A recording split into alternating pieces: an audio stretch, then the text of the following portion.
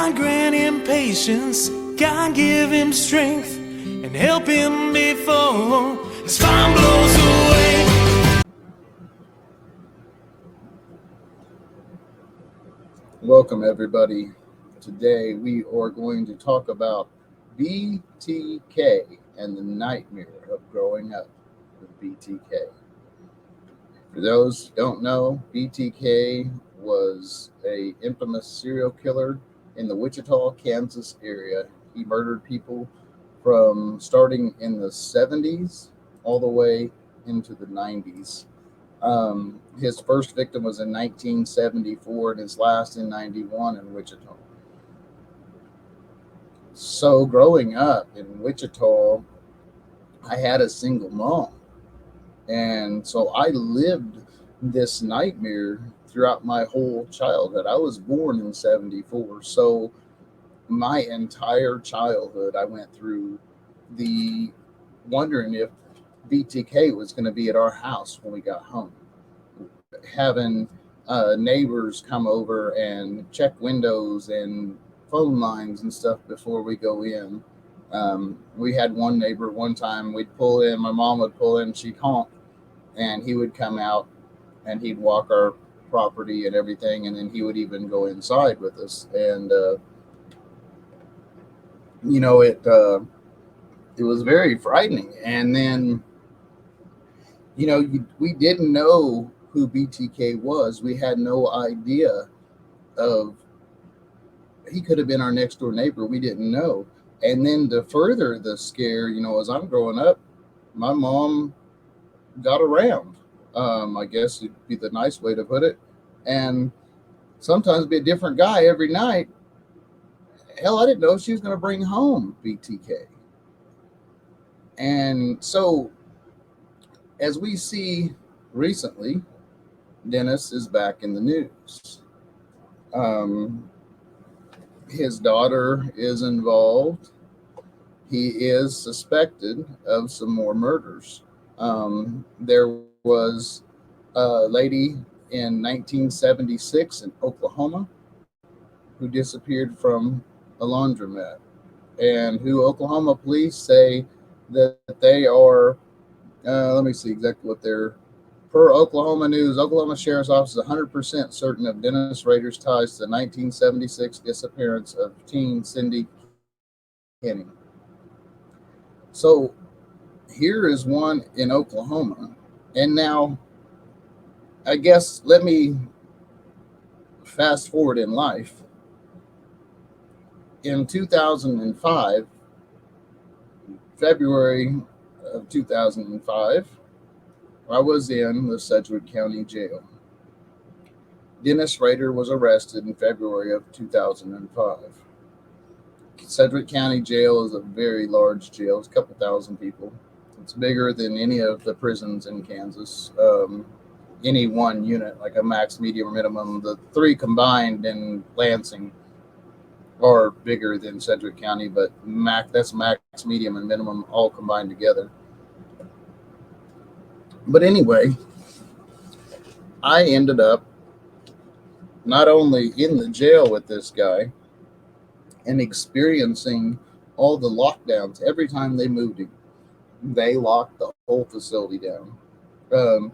You'd go down the hallway to go to the clinic or something, and you'd see half a dozen guards around this outside the door, one of the visiting rooms for clergy. And as Dennis's pastor come in and met with him and stuff, and they would just, they blocked the window where you couldn't see and everything. It was insane. Well, he ended up moved into our pod. And Dennis was on what they call administrative segregation. He still is in the Kansas prison systems. He's on what they call administrative segregation. That means basically that the people decide he needs to be in seg, basically for his own protection, because they're afraid someone's going to try to get at him and to make a name for themselves.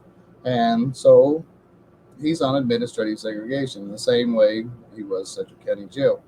Well, I was a pod worker in the pod. What that is basically a janitor, a porter, whatever words, terminologies you want to use on it. We cleaned up afterwards, got extra little privileges to stay out, and this and that during lockdowns and all.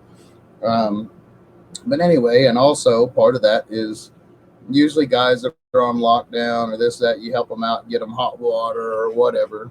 Um, I'm, well, for one, I'm the curious type. I've always been interested in the mind of some of those people and just like what causes to think and to, so I was naturally intrigued.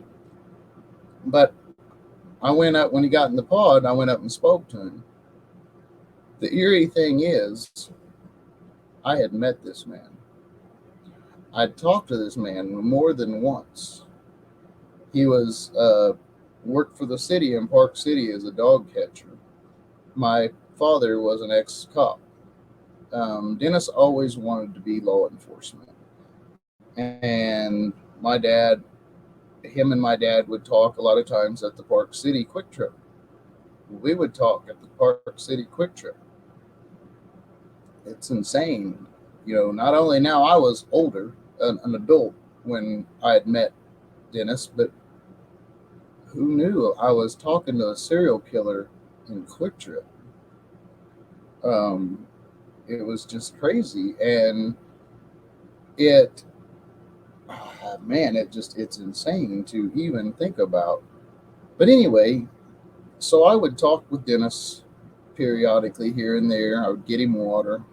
Um, some officers saw that we got along, so they kind of went against protocol, made a little special concessions, and allowed me to remain out when they'd give him his hour out. And then that hour, he got an hour out a day of his cell, and sometimes more. Some officers would let him hang out a little bit later. Um, the nights that me and him would sit down and play dominoes or something, we always was real quiet about it and everything. Usually there wasn't laundry and stuff allowed in the day room, blankets and pillowcases, towels and such.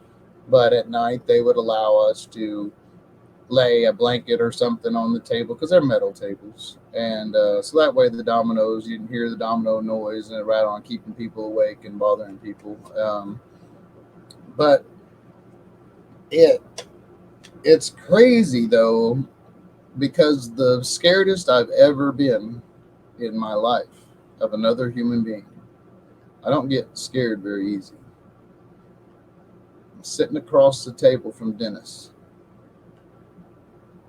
He'd been there a couple weeks, maybe, is in our pod.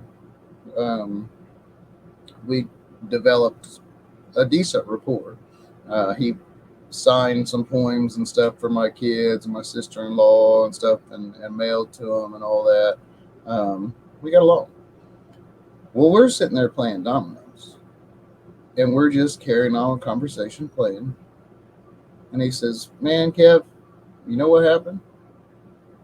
"What do you mean, Dennis? I don't know what you're." He started going in to telling me in details of every one of these murders. And it was so chilling because he's sitting there telling me about how he killed these people, talking to me like he's talking about a fishing trip. I'm telling you, I don't frighten easily. But when you're sitting across from somebody that's killed at least 10 people, maybe more, that we're finding out now, with no issues and just talk about it like a fishing trip, it's kind of unnerving. But, you know, I also, from that being said, knowing Dennis, he is very full of himself. He likes to hear about himself on the news. He wants the information about the murders to be correct. He wants all the credit, this and that. So it kind of makes me wonder if he really is guilty of these crimes, or if it just seems like opportunity for law enforcement to try to make themselves look good and close a cold case. It just kind of it seems weird to me. Now we're in 2023. We, we're almost 20 years since Dennis Rader's been locked up. Almost 20 years since this evidence and everything's come out. And just now, they want to try to link him to other murders. I don't know. It may be legit. Maybe he did. But I do know one thing. There's 5 other victims that he's possibly responsible for. There's the 10 victims in Wichita and Park City that he is responsible for. Why don't we take a moment of silence for those victims?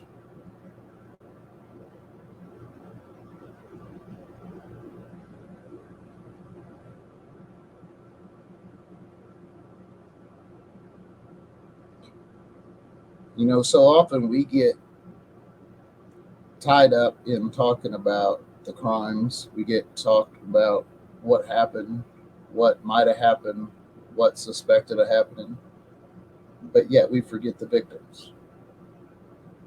We don't want to forget the victims. Their memories shall forever live on, hopefully in a good manner, besides their untimely, terrible passing. I don't know.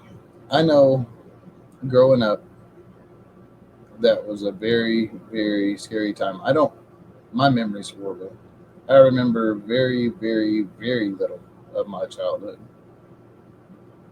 But yet I distinctly remember many occasions that, man, we went in one time and I remember my mom snatched me up. We ran out of the house, went over to the neighbors and everything. We went in, and the neighbor that day didn't come over, but we went in, and mom picked up the phone. It was dead. Freaked out, scared the crap out of me. I was probably 7 or 8 years old. Very terrifying. I still remember that to this day. It's like thinking, man, that serial killer could be inside our house right now waiting on us. It was just insane. And I don't know, to all the victims and the victims' families, I hope you find closure. If it turns out it wasn't Mr. Rader that killed these people, hopefully they will find out who did. So that way the family will have some closure. I just wanted to touch a little bit today about Dennis, about his new cases, possible new cases. I see he's back in the news. I haven't heard from Dennis in a while. I'm going to write him. I'm going to see if we can't get an interview so you can hear it here first from the words of BTK. Thank you very much for joining us. I want to give a special shout out for my nephew Joey for the song Pray for Rain. It's our new intro. It's amazing. It's so fitting to the ministry and what we do. I love it. Thank you, Joey, so much. You're awesome. Best nephew ever. Love you guys. Y'all take it easy. I'm the Rev Dr. Kelly, and I am